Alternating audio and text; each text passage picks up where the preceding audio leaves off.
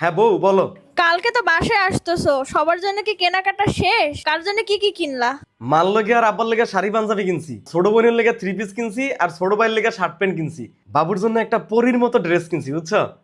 আর তোমার লেগে একটা নাকফুল আর পুঁথিতে কাজ করা একটা লাল টুকটুকে শাড়ি কিনছি। সবার জন্য কিনলা, তোমার জন্য কিছু কিনলা না? আরে দূর বউ, কি যে কও না, আমার কি আর ঈদের বয়স আছে? তোমার ঈদের বয়স নাই মানে?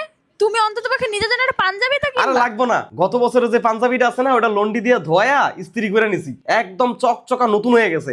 ওইটা দিয়েও এবার ঈদটা কাটাই দেবো। আমি এত কিছু বুঝি না, তুমি নতুন পায়জামা পাঞ্জাবি আরে কিনবা বউ বাস। বুঝতেছো না কেন? তোমাকে সবার জন্য কেনাকাটা করে আমার কাছে মাত্র 5,000 টাকা আছে। বাড়িতে যাইতে আসতে তো আমার 2500 টাকা শেষ হয়ে যাবো, আর বাকি থাকে 2500 টাকা। ওই 2500 টাকা দিয়ে ঈদের দিন সবাই ঈদ বকশিস দেওয়ান লাগবে না? তারপরে একটু টুকটাক হাত খরচ আছে না, তার জন্য তো কিছু টাকা পয়সা লাগে। এখন আমি যদি আমার জন্য কিছু কিনি, তাইলে এই ঈদে আর আমার বাড়িতে যাওয়া হইব না। সবার চিন্তা করতে করতে নিজের জীবনটাই তুমি শেষ করে দেবে।